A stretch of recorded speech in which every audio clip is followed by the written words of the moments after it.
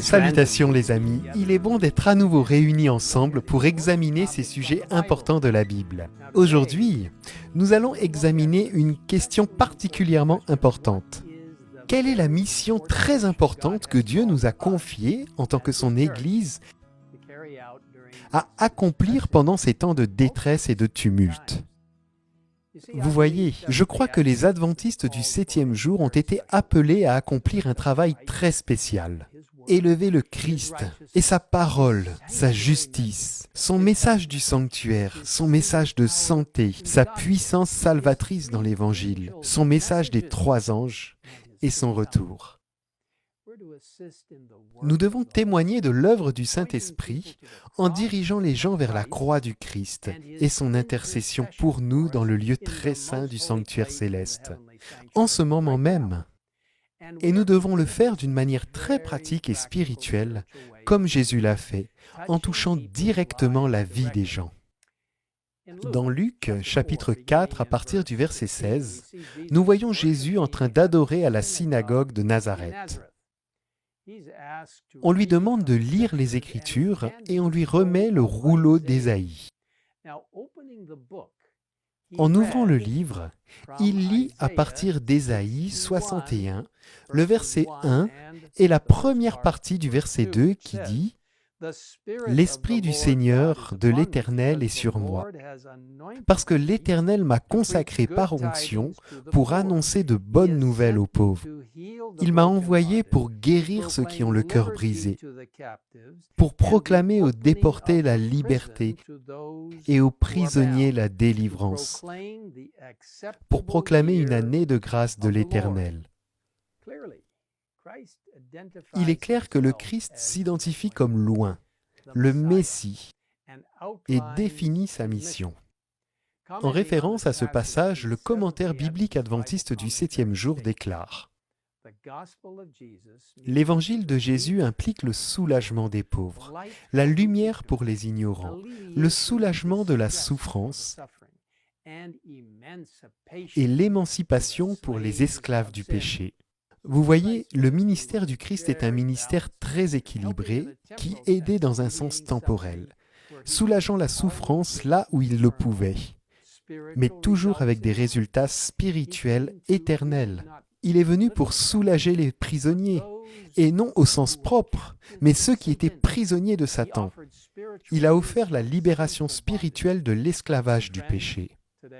Et mes amis, aujourd'hui il y a tant de prisonniers du péché. L'immoralité abonde, la drogue, l'alcool et le tabac en tiennent beaucoup en esclaves. La pornographie, la colère, la haine, le sectarisme et bien d'autres choses encore lient les gens dans leur péché et la douleur. Mais Dieu soit loué, Jésus est venu libérer les gens de l'esclavage de Satan. Et aujourd'hui, il agit à travers nous en aidant les autres avec amour, tout comme Jésus l'a fait. Le Christ est venu pour ouvrir les yeux, non seulement de ceux qui étaient physiquement aveugles, mais aussi de ceux qui étaient spirituellement aveugles. Il est venu pour libérer les opprimés, les blessés spirituels, les découragés, les désespérés et les impuissants. Aujourd'hui, Dieu nous appelle à tendre la main à ces personnes avec espoir et guérison, en les dirigeant vers le Sauveur, celui qui peut les guérir et qui peut transformer leur cœur. Jésus est venu pour libérer les gens du lourd fardeau du péché et des restrictions rabbiniques oppressives qui ont souvent obscurci la véritable mission du Messie. Vous voyez, les dirigeants juifs cherchaient un autre Messie, un Messie qui les sauverait de la tyrannie romaine et qui apporterait des réformes sociales. Mais Jésus a clairement déclaré « Mon royaume n'est pas de ce monde. Si mon royaume était de ce monde, mes serviteurs auraient combattu. » Le livre Jésus-Christ, à la page 506, nous en dit plus.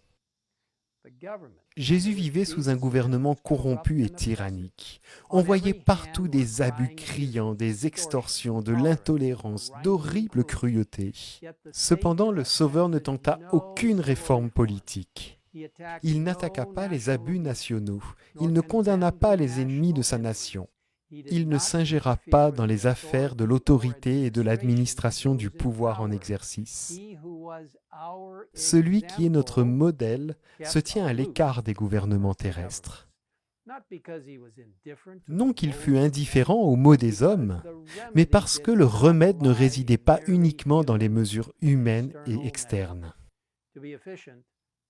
Pour réussir, il convient d'atteindre les individus et de régénérer leur cœur. C'était le point central de la mission du Christ. Et par la puissance du Saint-Esprit, il doit être le point central de chacun de nous. Notre mission est clairement identifiée par l'inspiration divine.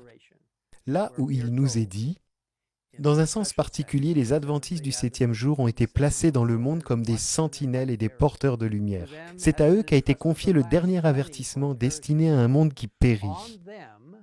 C'est sur eux, c'est-à-dire les adventistes du 7e jour, que brille la merveilleuse lumière qui jaillit de la parole de Dieu. Une tâche d'une importance solennelle leur a été confiée, la proclamation des messages des 3 anges. Ils ne doivent pas laisser leur attention s'en détourner. Ici, ces messages centrés sur Jésus fournissent ce dont le monde a le plus besoin. Alors que nous tendons la main à un monde qui souffre, répondant aux nombreux besoins actuels, gardons toujours l'éternité en vue, comme l'a fait Jésus, en réalisant que lui seul peut générer le cœur. Prions ensemble. Père Céleste, nous te remercions car tu as le pouvoir non seulement de créer, mais aussi de recréer. Nous te remercions pour avoir transformé les cœurs. Nous te remercions pour la capacité surnaturelle qui vient quand nous tombons simplement à genoux et permettons au Saint-Esprit de nous transformer de manière surnaturelle. Une véritable connexion avec toi. Seigneur, bénis chacun d'entre nous, alors que nous accomplissons ta mission d'atteindre les gens et de toucher leur vie physiquement, mentalement, socialement et spirituellement, tout comme Jésus a apporté le soulagement du péché et de l'oppression résultant de l'esclavage de Satan.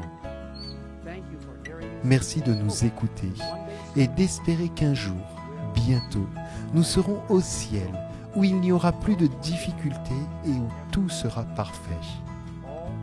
Tout cela à travers la grâce du sang et au ministère de Jésus-Christ, sa justice sanctifiante. Nous te remercions de nous écouter, nous te le demandons au nom du Christ. Amen. Amen.